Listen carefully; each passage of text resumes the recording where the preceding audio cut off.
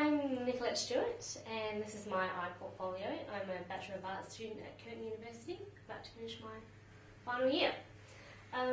So I'll just talk a little bit first about how I use the ePortfolio.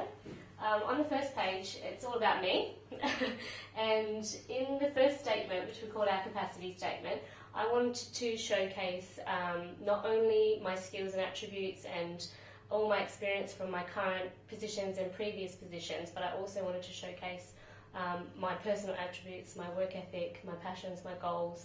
So I wanted this statement to really encompass who I am and what I have to offer.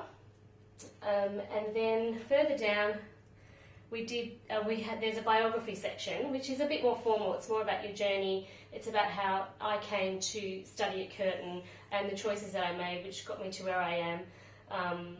And where I'd like to be. And then on the other side we've got the goals section, which I actually found really useful. Coming to the end of your degree, sometimes you're so focused on study for so long that you don't really stop to think about what you'll do after uni. And this section really makes you stop and think about what it is exactly that you want to achieve once you've graduated. So it also sends a good clear message to your employer about what kind of work you're looking for, what kind of person you are, and what kind of goals you're working towards. So that particular section I did find quite useful. We'll just move across to the tabs. Okay, so in the My Course tab, I just put a brief outline of my qualifications. So Bachelor of Arts Humanities, majoring in professional writing and publishing.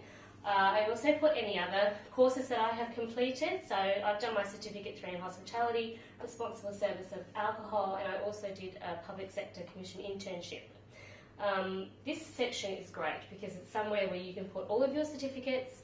You don't have to worry about losing them or packing them away and making sure everything is here.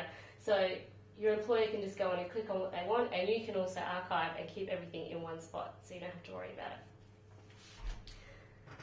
In my career, I just briefly outlined my experience. So I had like administration, hospitality, I had all different types of experience. So I didn't want to go into too much detail. Instead, I did just a brief outline and then added my resume.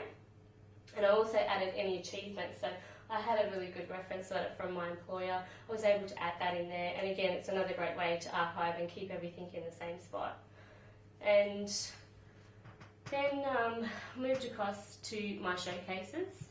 This has been particularly useful because after 3 or 5 or however long it takes you to finish your degree, after that many years of study, it is difficult to keep everything in order and remember where everything is and remember which ones you got your good grades for. And this is a really good place. Every piece that I've done that I feel really proud of, I've put in here, and this will grow as my career grows.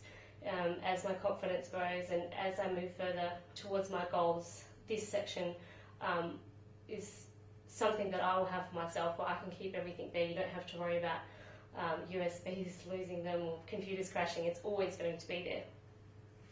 And so I put some of the work that I did at my internship. You can just add it all in there. So this was a survey that I created for an evaluation methodology that they were doing at the Career Centre, and you can add that in there. I also did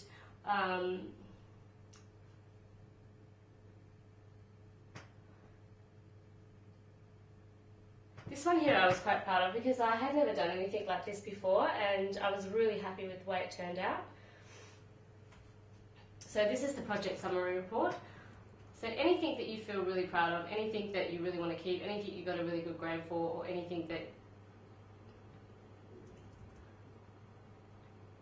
So this is where you can just keep it all. And your employer can just go on straight away. If you're looking for something in a research reporting role, which is something that I'm looking forward to, you've got all this example of your work, and your employer can just go in and click it, have a look, and it's a great way to get your foot or get yourself ahead of the other applicants, really. I think the most useful thing, I also put some creative writing pieces in there because this ePortfolio is really a way to showcase yourself. So when you put a cover letter in and a selection criteria, it's very regimented. It's the same for every applicant, but when you have your ePortfolio, it's a way to get yourself to stand out because it's very much about who you are, not just about what you can offer. And the best thing about it, especially coming to the end of your degree, is that it really makes you think about what you're going to do after uni. It makes you think about your strengths and your weaknesses. It makes you think about what kind of positions you want and what kind of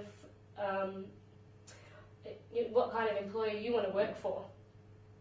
So it's not just for them, it's for you as well. And we focus so much on finishing our degrees that it is a really important step to think about these things afterwards and think about what kind of person you want to put out there. So yeah, I found it really useful for that. Yes? Thanks, Nick. So we're going to edit out my voice and I'm just going to prompt you on a couple of questions, and this will help other students who are maybe thinking about whether it's relevant to them. So the first one is, how relevant do you think is an ePortfolio to a writing practitioner, someone who's a writing graduate? I definitely think it's very relevant to a writing graduate. It's, for one, because you have to go in and do quite a bit of writing on there, so it's a really great way for you to learn to write about yourself as well. A lot of the time as a writer, you don't think of yourself as a writer until you're employed, but you have to be able to do that already, otherwise. So it is definitely, and especially because it's such a great way to keep all your pieces, and it's such a great place to archive everything and have it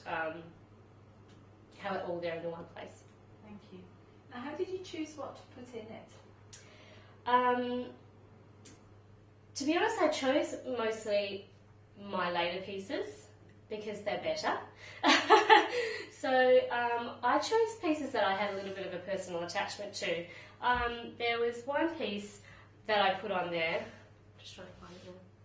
I think I sent it to you anyway, the screenshot. There was one piece I put on there which was a creative writing piece, which was called Jeff and Jean, and it was a story that I wrote about my grandfather and about his life and when he met my grandmother and his time in the war. And so I chose pieces that I had a bit of a personal attachment to. Like I said, the project report, I was really proud of that because I'd never done anything like that before, and when I handed it into, it was for the internship, and when I handed it in they were really, really pleased with it. So I picked my best pieces, what I felt were my best pieces, or what I felt I had some sort of piece of myself in. Thank you. And how do you think you'll use the ePortfolio now as a graduate? Well, I'm looking for more work experience and things like that at the moment, and anything that I manage to pick up along the way, I'll put in here. Anything that I feel that I can use as an example for potential employers, I'll put in here. It will be, I think, first and foremost for myself, an archive, for a place where I can keep everything, but also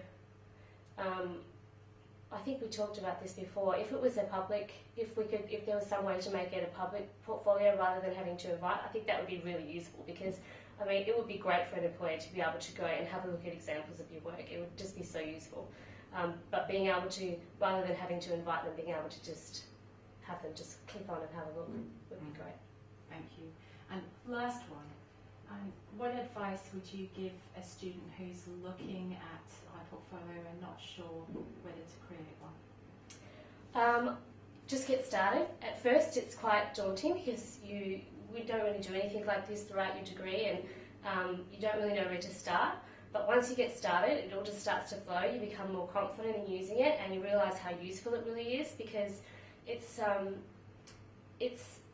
changed my perspective. It's changed it's made me think more clearly about what direction I want my career to take. So if you're coming towards the end of your degree, or even, you know, if you're kind of in the middle and you're not really sure what direction you want to take it, it is a really useful tool for that because it actually forces you to stop and think about it.